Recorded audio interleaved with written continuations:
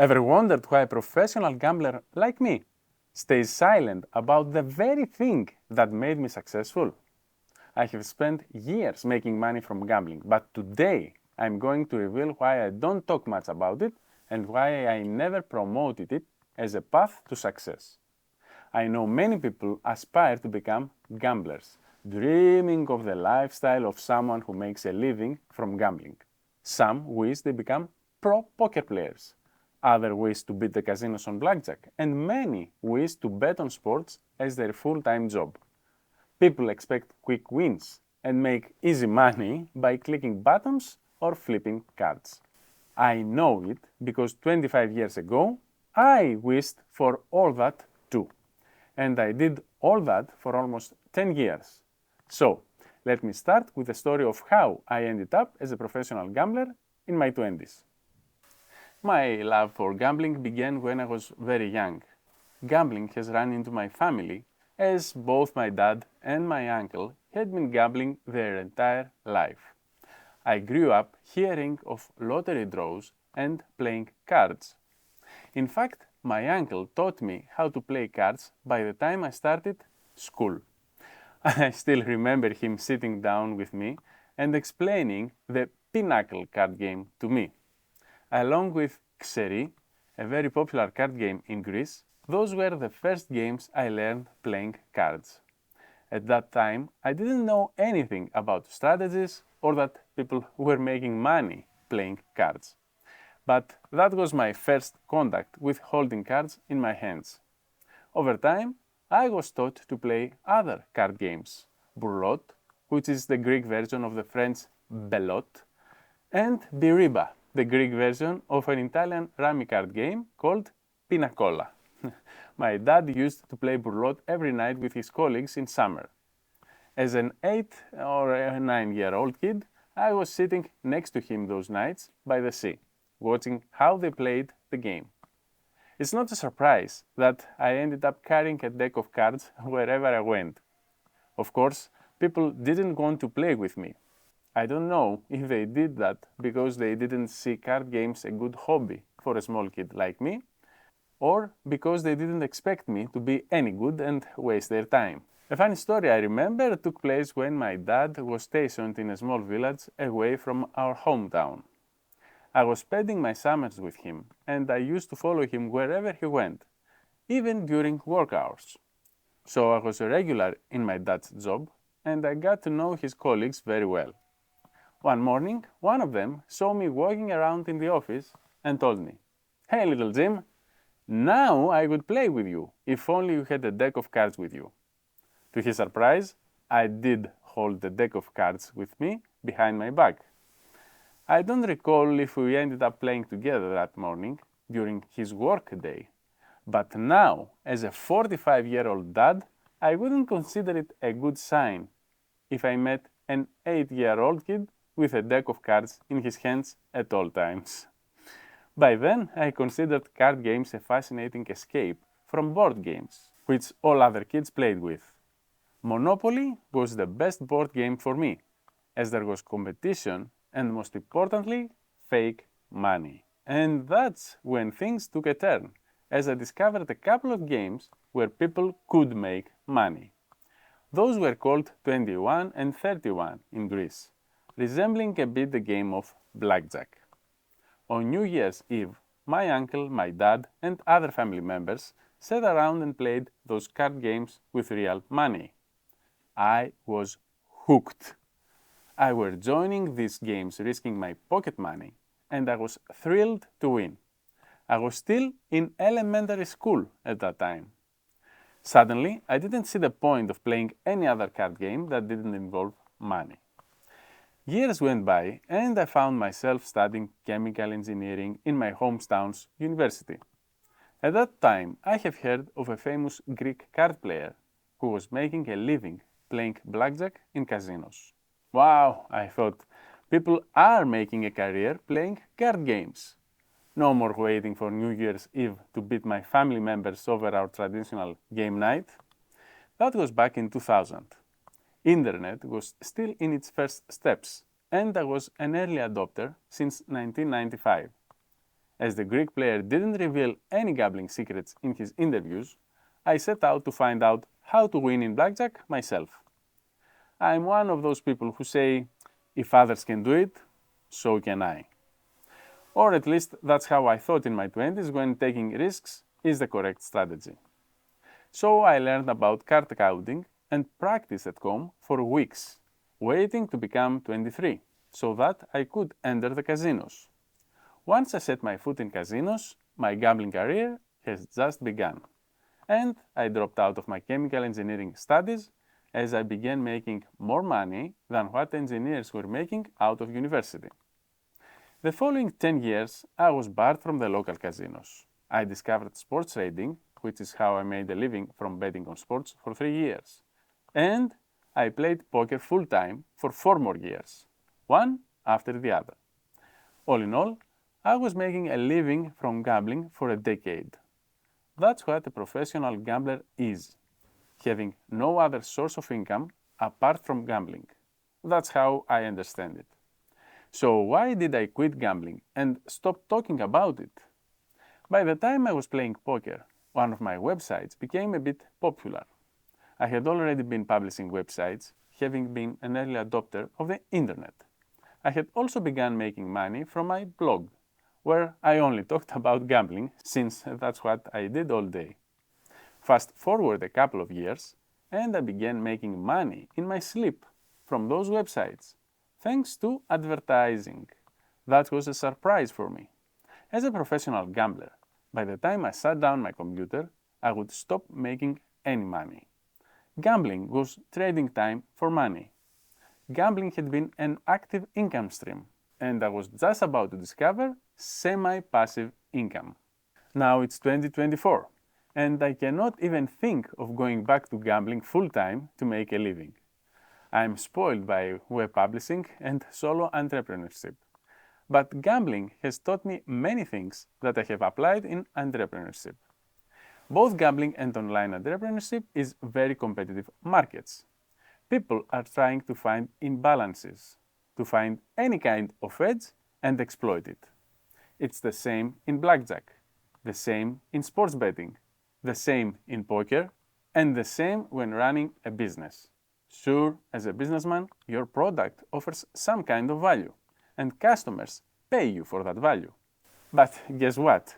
If everyone begins offering similar products with the same kind of value, the market finds an equilibrium, becomes saturated, and no one is making real money. It's the same in gambling and why I quit one game after the other. Casinos installed automatic shuffling machines, killing the edge of card counting. More smart sports bettors discovered sports trading, and internet technology sped up, killing any edge ahead. And more poker players learned the ins and outs of the game. Now more players are competing with each other for the money recreational poker players were bringing to the table. The pod became smaller, with a lot more sharks. Not to mention, government regulations made the games less profitable in the name of security. Say you are running the only restaurant in town. No matter how bad your food is, people will come. You have a monopoly. Remember the game? See how all that connects? Now say 5 other people see you are making fortunes and open 5 more restaurants next to you. Customers now have a choice, and you are now competing with 5 more people. It's certain that only one of you 6 will have the best food. That's who wins. The rest will be competing for tiny profits, often focusing on offering the lowest price instead of improving your product, because that's the easiest way to compete. It's also the wrong way to find an edge, but that's a topic for another time. So, back to gambling. I haven't gambled ever since I began running those websites and turning a profit in the last 10 years. I have fallen behind with the news of the gambling industry. I don't really know what goes on nowadays. What's the latest on the regulations? Where do bad poker players play these days? Can I have access to my favorite sportsbook? And even if I do learn all that, I have to find an edge. I have to start from scratch. I'm sure all games have changed. The competition made sure all previous strategies no longer work. Or at least that's what I would expect. Yes, I know of people still making a living gambling, some of them applying the same old strategies. But I'm sure they have evolved in the last 10 years I'm absent from the industry. The strategy may have remained the same, but the tools must have become more advanced. New technologies should have created new kind of an edge. As a professional gambler, you really need to stay on your toes, and you never know when the game is about to change. When governments will introduce new tax legislations that will decrease your profitability so much that it doesn't make sense to continue gambling. When sharp bettors will join the battle. When the gambling market becomes saturated and you find yourself looking for the next edge to exploit. No, I don't recommend anyone to make a living from gambling as I did. Running a business is much more rational.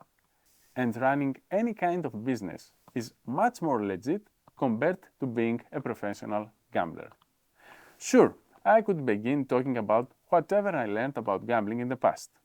After all, the math and the way of thinking still applies to today's games. And they will always apply. Find an edge. Come up with a strategy. Apply proper money management to avoid the risk of ruining your gambling bankroll. Profit. It's the same in casino games, in sports betting, in poker, even in stock market and trading cryptocurrencies. They are all gambling. But even if I do, I know you all have a very small chance of making it pay. Out of 100 people who gets to be listening to me right now, only one might be able to show a profit after 1 year of gambling. And that's not because the remaining 99 won't follow the steps. It's that gambling is very competitive.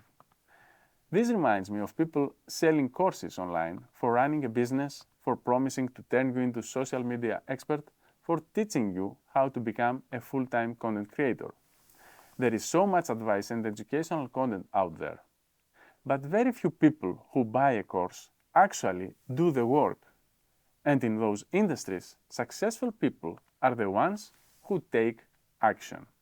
In gambling, even if 100 people take action, it's still one person who gets to possibly win. It's not that 99 people won't take action like in other industries. It's just that in gambling, the game is stacked against you. And here comes the point of promoting gambling. Say I do decide to speak about gambling again. After all, people consider me a gambling expert. I expect to build an audience much easier than any other thing I'm talking about. Then what? Gambling companies will come knocking on my door to promote their business in exchange for money. Sure, that is a business plan. To sell hope to the people that they may win in gambling with those companies. But I just told you the game is stacked against you. How can I sell you a strategy that worked for me, knowing you'll never find the betting odds on the sports books that will guarantee you a profit? You don't stand a chance. You want the easiest example? My favorite, a coin flip. Here is my bulletproof strategy. Bet on better than even odds on coin flips. Everyone understands that's a winning strategy. But not a single gambling operator will offer you that kind of odds. Because if they did, they would be out of business, as sharp bettors like me and you who understand basic math would be all over them. But gambling operators don't even offer even odds, which are the fair odds for a coin flip. They offer us worse than even odds. You can't win at those odds. Yet my strategy is a winning strategy. You just won't find the edge I'm talking about anywhere. But by sharing you my strategy, I come out as an expert, as someone who has a proven record of making a living from gambling, and as someone who is respected in the industry. I tick all boxes. I can sell the hope of you winning in gambling. But I know you will not. And there is one thing I don't want to risk, my reputation. If you look around online, I have written many articles on gambling. While I have shared strategies and tips, I did so for getting people inspired to come up with their own. I never told anyone they will become rich. In fact, although I don't have the data and stats, I must have mentioned every 1,000 words that you should stop gambling. As someone once told me many years ago when I was running a popular gambling blog in Greek, I am anti-marketer. Gambling companies do not come to me for promoting and advertising, since I tell people not to gamble. So that's why I have been silent about gambling. I don't want to trick people and give them hope that they can win this thing. Surely, some will succeed, but the masses will keep feeding the gambling industry. See, I did it again. I'm driving you away from gambling. To sum up, yes, I have been a successful professional gambler. You won't hear me praising my success often, but gambling has been one of my few successes in life. I used to be a gambling expert. I don't consider myself such an expert anymore because I have been away from the industry for quite some time. And I don't believe gambling industry is a nice place to run a business, trying to sell hope to the people. For all these reasons, I stay away from selling the dream to the masses. But from time to time, I may share interesting stories from my gambling past, so if you are into that, or if you are into seeing how a former professional gambler is fighting his way into the modern creator economy world, subscribe for more stories.